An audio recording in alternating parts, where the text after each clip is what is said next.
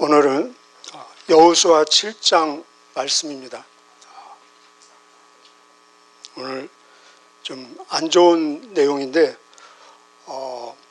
그 야고보서에 보면은 하나님의 말씀은 거울이다, 거울에 비유하고 있습니다. 우리가 거울에 쓸 때마다 제일 먼저 내가 보이지 않습니까? 살아 역사는 하나님 말씀 거울 앞에서 저 자신이 우리 개인이 보여지는 복된 시간 되기를 축복합니다. 우리 6장과 7장은 굉장히 대조적인 모습을 볼 수 있습니다. 우리 6장 보신 대로 전혀 무너지지 않을 것 같은 여리고 성이 피 한 방울 흘리지 않고 완전히 전멸시키는 대승리의 이야기였습니다. 그런데 오늘 7장은 정반대로 그 사람들이 정말 세상 표현으로 깐볼는 우습게 보여진 아이와도 같은 그 아이성 앞에서 패배하고 도망가고 깊은 낙담과 또 두려움 속에 빠져 있는 모습을 볼 수 있습니다. 그 5절 끝에 그들이 매우 두려워했습니다. 이게 원래 개역 개정에는 그들의 마음이 물같이 녹아내렸다 그런 표현이 나오는데, 원래 마음이 녹았다 그 표현은 이방 사람들이 하나님이 함께 하시는 하나님의 사람을 봤을 때 표현된 그런 표현입니다. 그 표현을 지금 하나님 사람들에게 그들의 마음이 녹았다 그런 표현을 쓰는 참 슬픈 내용입니다. 어떻게 해서 이들이 이렇게 멸망 직전에 이르는 패배, 물론 나중에는 하나님이 다시 회복시키지만 어떻게 이렇게 패배하게 되었는가? 우리 1절 보면은 패배하게 된 이유를 먼저 말씀하고 있습니다. 우리 1절 같이 읽겠습니다. 시작. 그러나 이스라엘 백성은 여리고 성을 점령할 때 어떤 물건도 가지지 말라는 여호와의 말씀을 어기는 죄를 지었습니다. 유다 지파의 세레의 아들인 십다의 손자이며 갈미의 아들이었던 아간이 여호와께 바쳐야 할 물건 중 몇 가지를 가졌던 것입니다. 그래서 여호와께서는 이스라엘에게 크게 화를 내셨습니다. 패배의 원인은 무엇입니까? 죄입니다. 죄. 두 번째 단어 나오죠. 죄. 하나님께서 이스라엘 백성에게 화를 내시는 모습. 첫 번째 단어도 그러나 이스라엘 백성으로 시작되고, 또 1절 끝에도 보면은 여호와께서는 이스라엘에게 크게 화를 내셨습니다. 이렇게 나와 있습니다. 한 사람의 죄인데 하나님께서는 백성 전체에게, 당연히 여호수아에게도 들어가겠죠. 지도자인데 백성 전체에게 화를 내시는 모습을 볼 수 있습니다. 우리 이사야서 59장 1절에 보면은 하나님께서는 손이 짧아서 우리를 구원하지 못함도 아니요 귀가 어두워서 듣지 못함도 아니고 제약이 하나님과 우리 사이를 막았다 이런 표현이 나오는데, 죄의 결과는 죽음, 우리 잘 알고 있죠. 그렇다면 죄와 죽음 사이에는 이런 저주와 어떤 해방, 문제, 시련, 고통, 모든 우리 인간들이 겪을 수 있는 안 좋은 모든 것이 있을 수 있다는 것입니다. 누구의 죄입니까? 아간 한 사람의 죄입니다. 그런데 마치 아담 한 사람의 죄를 통해서 이 세상의 모든 사람에게 죄와 죽음이 들어온 것처럼 이 아간 한 사람의 죄로 인해서 이 결과는 밑에 내려가 보면은 36명이 죽음을 당하고 이스라엘 전체가 전쟁에서 패배하고, 그리고 말할 수 없는 두려움 속에 빠지게 되고 하나님은 굉장히 화나신 모습이 되었다는 것입니다. 그런데 아간 한 사람의 죄를 소개하는데 지금 아버지도 나오잖아요. 그죠? 아버지도 나오고 할아버지도 나오고 그 그 후에 할아버지, 증조 할아버지도 나오고, 그리고 그 지파, 유다 지파까지 거슬려 올라갑니다. 쟤는 이렇게 개인, 당사자는 물론이거니와 그 가족, 그리고 가문, 지파, 그리고 나라 전체 공동체까지 영향을 미치는 것을 볼 수 있습니다. 그렇습니다.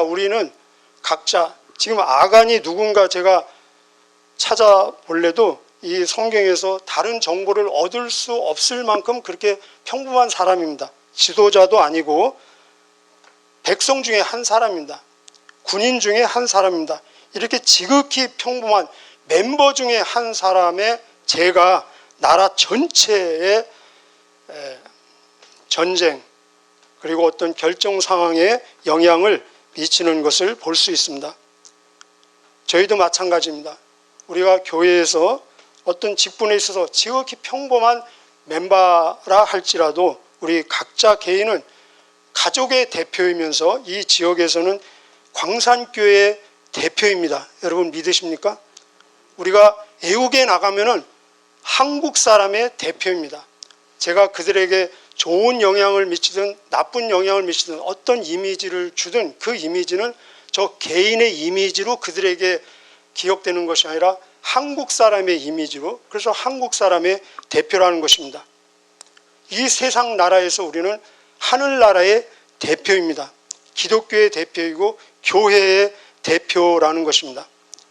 고린도후서 5장 17절에 보면은 너희는 그리스도의 대사다라고 말씀하고 있습니다. 대사가 무엇입니까?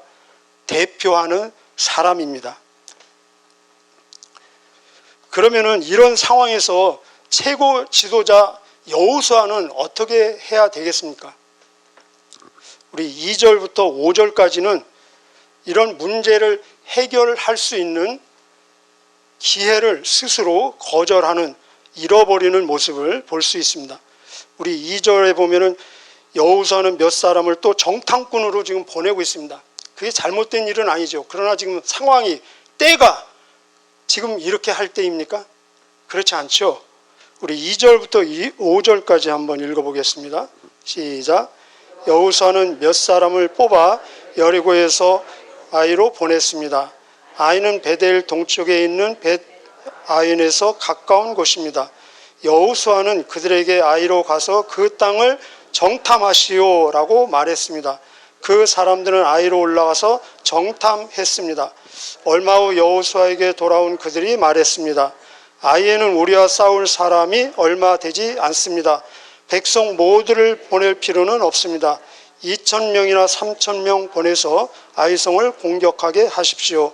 우리 백성 모두가 나가서 수고할 필요는 없습니다. 그래서 약 3,000명가량이 아이로 나갔습니다. 그러나 그들은 아이 사람들에게 패하여 도망쳐 왔습니다. 아이 백성은 이스라엘 사람들을 뒤쫓았습니다. 그들은 성문에서부터 스바림까지 이스라엘을 뒤쫓았습니다. 그들은 언덕을 내려오는 동안에 36명 정도의 이스라엘 사람들을 죽였습니다. 이스라엘 사람들은 이 일을 보고 매우 두려워했습니다. 여기 매우 두려워했습니다. 아까 말씀드린 대로 마음이 물같이 녹았다, 그런 표현입니다. 인간적으로 지금 여호수아가 얼마나 당황스럽고 얼마나 혼란스럽고 얼마나 비참하지 않겠습니까? 하나님께서 어떤 사명을 주셨습니까? 가나안 전체를 정복해서 분양하고 분배해야 될 그런 상황인데 지금 시작인데 네가 밟는 모든 땅을 너에게 다 주겠다. 너의 평생에 너를 당할 자가 결코 없으리라라고 약속하셨는데 지금 시작에서 이렇게 자기들이 보기에 그렇게 시원찮아 보이는 아이성, 거기 인구가 보니까 나중에 보면은 전체 인구가 12,000명으로 나와 있습니다. 그 이스라엘 전체 인구가 막 200만, 300만 그렇게 얘기하잖아요. 비교할 수 없잖아요. 그런데 이렇게 패했으니 얼마나 당황스럽겠습니까? 여호수아는 정탐꾼 출신이에요. 그죠? 12명 중에 한 명의 정탐꾼이어서 그래서 항상 제일 먼저 하는 일이 정탐꾼을 보내는 것을 볼 수 있습니다. 요단강을 건너기 전에도 정탐꾼을 보냈고 여기서도 정탐꾼을 보내고 그리고 사람들에게 묻고 또 그들이 제안하는 대로 3,000명을 보내는 모습을 볼 수 있습니다. 이 상황에서 여호수아의 문제는 무엇이겠습니까? 먼저는 지도자로서 아간의 범죄를 지금 모르고 있다는 것입니다. 더 중요한 것은 하나님이 자기를 향해서 백성 전체를 향해서 굉장히 지금 화나 계시다는 것을 모르다는 것입니다.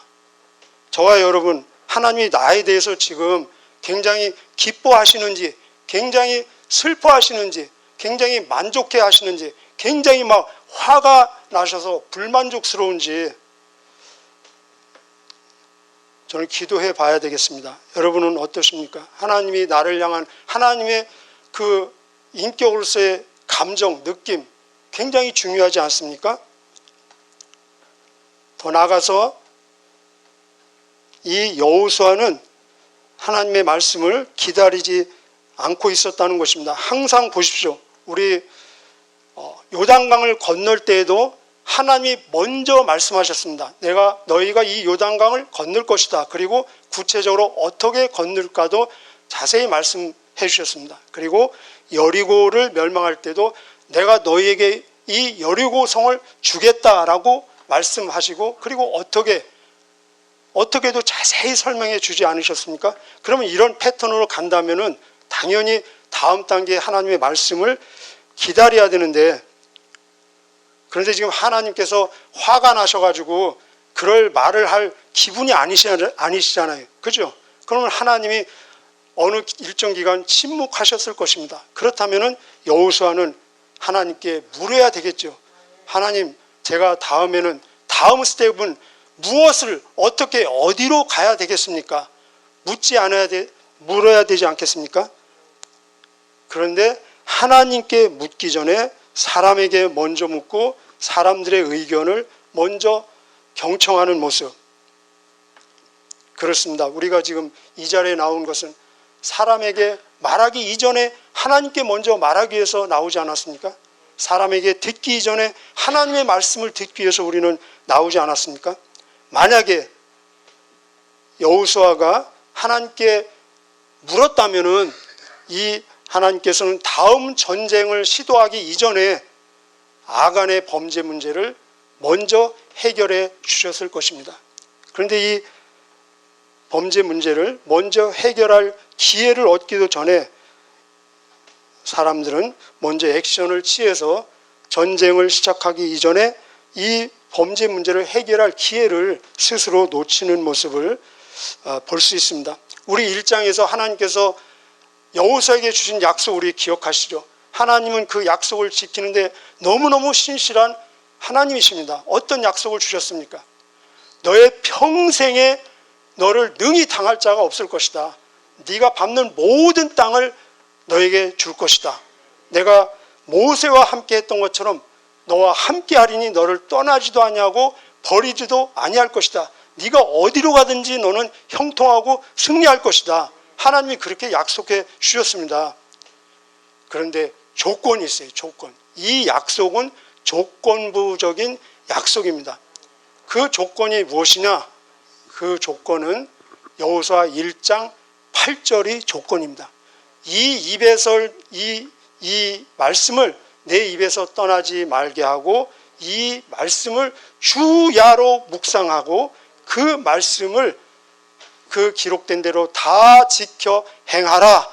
그리하면 그랬습니다. 그리하면이 무엇입니까? 컨디션, 조건입니다. 그리하면 네가 형통하고 성공할 것이다. 지금 여호수아는 하나님의 말씀을 지금 짧은 시간이지만 순간적으로 놓친 그 짧은 시간에 그 결과는 엄청난 결과를 지금 초래하고 있는 것입니다. 우리도 마찬가지입니다. 하나님의 임재, 하나님의 말씀, 하나님의 동행을 짧은 시간 놓치지만 그 짧은 시간의 결과는 큰 결과를 초래할 수도 있다는 것입니다. 그러나 다행스럽게도 감사하게도 다시 회복하는 모습, 여호수아가 다시 말씀으로 돌아오고 하나님께 굴복하고 엎드리는 모습, 우리 얘기로 하면은 기도하는 모습을 볼 수 있습니다. 그래서 모든 문제의 해결의 시작은 바로 기도로부터 시작되는 것을 볼 수 있습니다. 왜 그렇습니까? 모든 문제는 사람이 해결하는 것이 아니고 하나님께서 해결하시는 것이기 때문에 하나님이 일하게 하시는 우리가 할 수 있는 유일한 수단이 무엇입니까? 기도 아니겠습니까? 그래서 기도는 모든 문제를 해결하는 첫 걸음이라는 것입니다. 마치 철없는 아이가 문제를 만들면은 부모님은 그 문제를 수습하고 해결하지 않습니까? 이와 같이 사람은 문제를 만들고 하나님은 문제를 해결하시고, 사람은 죄를 짓고 하나님은 용서하시고, 사람은 타락하고 하나님은 구원하시고, 이게 사람의 일과 하나님의 일이라는 것입니다. 오늘 여호수아가 기도의 자리로 나오는 모습을 통해서 기도의 참 자세와 또 무엇을 기도해야 될지 각자 성령님의 인도하심으로 자기 것으로 받으시는 시간 되시기를 바랍니다. 우리 6절부터 9절까지는 이 아까 말씀드린 대로 여호수아의 기도의 자세와 기도의 내용입니다. 우리 6절부터 9절 읽겠습니다. 시작. 그러자 여호수아는 슬퍼하며 자기 옷을 찢었습니다. 여호수아는 얼굴을 땅에 대고 여호와의 궤 앞에 엎드렸고, 궤가 무엇입니까? 적으십시오. 하나님의 말씀, 하나님의 임재입니다. 언약궤 계속하겠습니다. 그런 자세로 저녁까지 있었습니다. 저녁까지 말씀을 받는 거예요. 잠깐 놓친 것을 회개하면서. 계속요. 이스라엘의 지도자들도 여호수아와 같은 자세를 취했습니다. 그들은 또한 슬픔의 표시로 머리에 재를 뒤집어 썼습니다. 그 후에 여호수아가 말했습니다. 하나님 여호와여, 주님은 우리 백성이 요단 강을 건널 수 있게 하셨습니다. 그런데 왜 주님은 우리를 이곳까지 오게 하셔서 아모리 사람에게 죽임을 당하게 하십니까? 우리가 요단강 저쪽에 머무르는 것이 더 좋을 뻔했습니다. 주님, 지금은 아무것도 말씀드릴 것이 없습니다.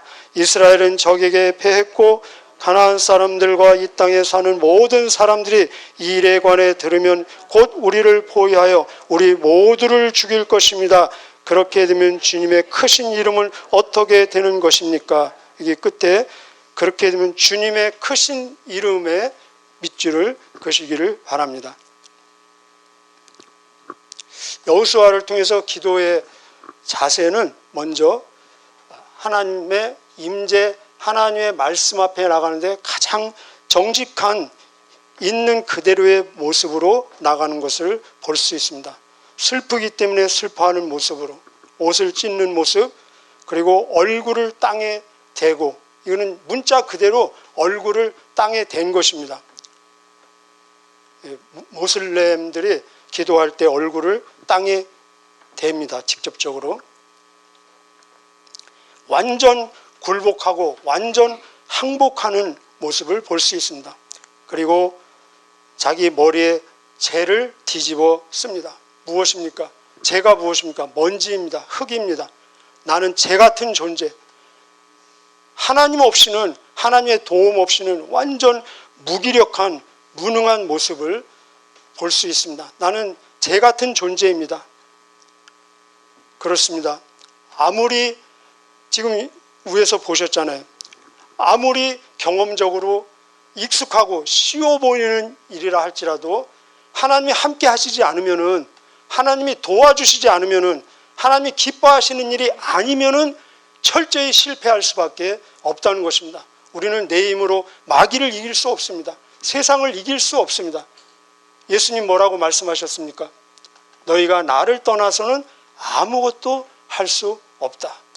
그러나 인간적으로 아무리 힘들어 보이고 불가능한 것처럼 보인다 할지라도 하나님이 함께 하시면, 하나님이 기뻐하시는 일이면, 하나님이 도와주신다면 우리는 할 수 있다는 것입니다.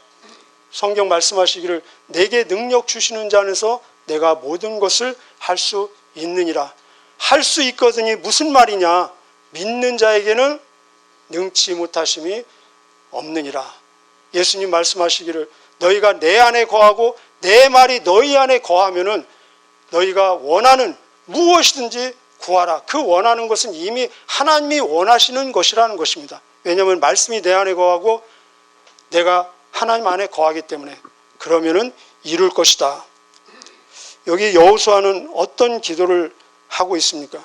물론 탄식하고 탄원하고 원망 비슷한 쪽으로 나가는 것 같습니다. 그러나 이것은 어떤 이 감정적으로 동의는 될 수 있지만 여기까지에서는 변화가 일어나지 않는다는 것입니다. 어디까지 가야 되겠습니까? 아까 제가 밑줄 그라고 말씀드렸죠.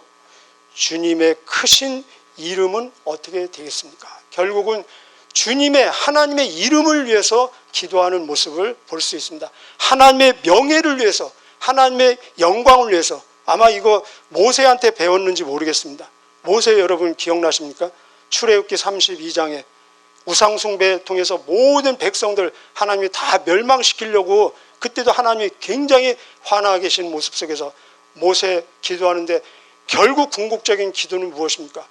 우리의 멸망이 중요한 것이 아니라 만약에 우리가 멸망한다면 우리를 인도하신 하나님, 이방 사람들이 다 알고 있는데 하나님의 명예는, 하나님의 영광은, 하나님의 이름이 어떻게 되겠습니까? 그래서 모세가 하나님의 영광을 보여주십시오. 출애굽기 33장에 그렇게 기도합니다. 오늘 이 여호수아도 우리의 멸망, 우리의 패배, 그것보다 더 중요한 것은 하나님의 이름이라는 것입니다. 여기 큰 이름이라고 그러지 않습니까? 크신 이름, 하나님의 명예라는 것입니다. 하나님의 영광이라는 것입니다. 그래서 예수님도 우리에게 너희는 이렇게 기도하라. 하늘에 계신 우리 아버지여, 뭡니까? 이름이 거룩히 여김을 받으시오며 나라의 임하옵시며 하나님의 뜻이 하늘에서 이루어진 것처럼 오늘 땅에서도 이루어지이다. 우리가 기도할 내용들이 많이 있지만 결국 궁극적으로는 하나님의 영광, 하나님의 이름, 하나님의 명예. 같이 한번 해보실까요? 하나님의 영광. 기도는 우리가 원하는 것의 목록, 리스트를 다 나열하는 것, 물론 할 수 있습니다. 그러면 기도가 끝나겠죠. 그러나 기도에는 끝이 없는 것입니다. 왜 그렇습니까? 기도는 내 뜻을, 내 원하는 것을 목록을 나열하는 것이 아니라 더 나아가서 하나님의 나를 향한 뜻을 발견하고 하나님의 뜻을 이루는 것이 기도의 궁극적인 목적이기 때문에 기도에는 끝이 없는 것입니다. 그래서 성경을 말씀하시기를 너희는 쉬지 말고 기도하라. 우리 에베소 6장 영적 무장, 머리서부터 발끝까지 영적 무장하는데 결국 마지막 무장은 너희가 성령 안에서 무시로 기도하라라고 말씀하고 계십니다. 하나님의 화가 많이 풀리셨겠죠. 그래서 하나님 말씀하시는 것을 볼 수 있습니다. 이때 하나님이 말씀하십니다. 10절부터 드디어 하나님이 말씀하기 시작합니다. 그럼 모든 문제 해결되지 않겠습니까? 10절에 하나님 여호와께서는 여호수아에게 말씀하셨습니다. 첫 번째 하신 말씀이 무엇입니까? 일어나라. 우리 한번 같이 해보실까요? 일어나라. 일어나라. 네, 하나님 화가 풀리신 것입니다. 다시 시작하겠다. 다시 너를 세우겠다. 왜 일어나라는 말을 들을 수 있겠습니까? 지금 일어나라는 말은 지금 여호수아가 어떤 상태입니까? 완전히 6절에 보니까 얼굴을 땅에 대고 납작 엎드려 있는 상태 아닙니까? 납작 엎드려 있기 때문에 일어나라라는 말을 들을 수 있지. 그냥 일어나 있는 상태라면 하나님이 일어나라라고 말할 수가 없잖아요. 엎드려 있기 때문에 일어나라는 말을 들을 수 있는 것입니다. 하나님 앞에 납작 엎드리면 엎드릴수록 이 세상에서 하나님께서는 우리를 일으켜 세우신다는 것입니다. 우리 결론적으로 13절 보겠습니다. 13절 같이 읽으실까요? 또 이제 일어나라 라고 시작합니다. 13절 시작. 이제 일어나라. 내 앞에서 백성들을 거룩하게 하여라. 그들에게 이렇게 전하여라. 내일 주님을 위해 스스로를 거룩하게 하여라. 이스라엘의 하나님 여호와께서 너희 중 누군가가 여호와의 명령을 어기고 여호와께 바쳐야 할 것을 가지고 갔다고 말씀하셨다. 이 물건들을 버리지 않는 한 너희는 결코 적과 싸워 이길 수 없을 것이다. 아멘. 그래서 8장에 가면은 다시 대역전으로 아이성을 진멸하는 모습을 볼 수 있습니다. 이제 일어나라. 내 앞에서 백성들을 거룩하게 하여라. 여러분 기억하십니까? 요단강을 건너기 전에 하나님께서 첫 번째 주문한 요구가 무엇이었는지 3장 5절에 보면은 요단강을 건너기 전에 너희는 하나님을 위해서 거룩해라. 우리 개역 개정에 성결을 준비해라 나와 있죠. 성결. 그렇습니다. 거룩이 우리의 무기이고 거룩이 힘이고 하나님께서 우리에게 기대하고 요구하는 유일한 한 가지가 있다면은 그것은 성결, 거룩이라는 것입니다. 내일 주님을 위해 스스로를 거룩하게 하여라. 스스로를 거룩하게 하여라. 여러분, 우리가 스스로 거룩하게 할 수 있겠습니까? 할 수 없지요. 그런데 말씀은 스스로를 거룩하게 하여라. 무슨 말씀이십니까? 거룩은 성결, 순결, 죄를 제거하는 작업입니다. 어떻게 우리가 거룩해질 수 있겠습니까? 그냥 거룩하신 하나님 임재에 들어가는 그 자체가 거룩이라는 것입니다. 우리 모세 이야기 그리고 여호수아 이야기 동일한 내용이 나옵니다. 모세에게 나타나셨을 때도 하나님께서 네가 선 것은 거룩한 곳이니 신발을 벗어라. 우리 여호수아에게도 그 말씀하셨죠. 신발을 벗어라. 네가 쓴 것은 거룩한 곳이니. 그곳은 그 전날 다 똑같은 상황입니다. 눈으로는 변한 거 아무것도 없습니다. 그런데 그곳을 하나님께서는 거룩한 곳이라고 말씀하고 계십니다. 왜 그렇습니까? 거룩하신 하나님이 그곳에 계시기 때문에 그곳이 거룩해진 것입니다. 우리가 거룩한 하나님 안에 있는 그 자체가 우리가 거룩해진 것이고 우리의 가정 속에 거룩한 하나님이 임재하면 그 자체가 가정이 거룩한 것입니다. 우리를 모든 죄에서 제거하고 거룩한 하나님 앞에 나갈 수 있는 유일한 수단이 무엇입니까? 그것은 오늘 우리에게 주신 유일한 수단은 예수 그리스도의 피라는 것입니다. 그래서 요한 1서 1장 7절에 예수 그리스도의 피가 우리를 모든 죄에서 깨끗하게 하시느니라. 여기 모든 죄에서 해당되지 않는, 포함되지 않는 죄가 있겠습니까? 전혀 없지요. 그래서 오늘 또 우리가 거룩한 하나님 앞에 거룩해질 수 있는 유일한 수단은 모든 죄로부터 깨끗하게 하시는 예수 그리스도의 피를 의지해서 예수 그리스도의 이름을 의지해서 거룩하신 하나님 앞에 그냥 나가는 것. 오늘도 주님과 온종일 동행함으로 거룩한 삶, 하나님이 보시기에 너는 거룩하다라고 인정받는 복된 하루의 삶이 되기를 주님의 이름으로 축복합니다. 기도하시겠습니다.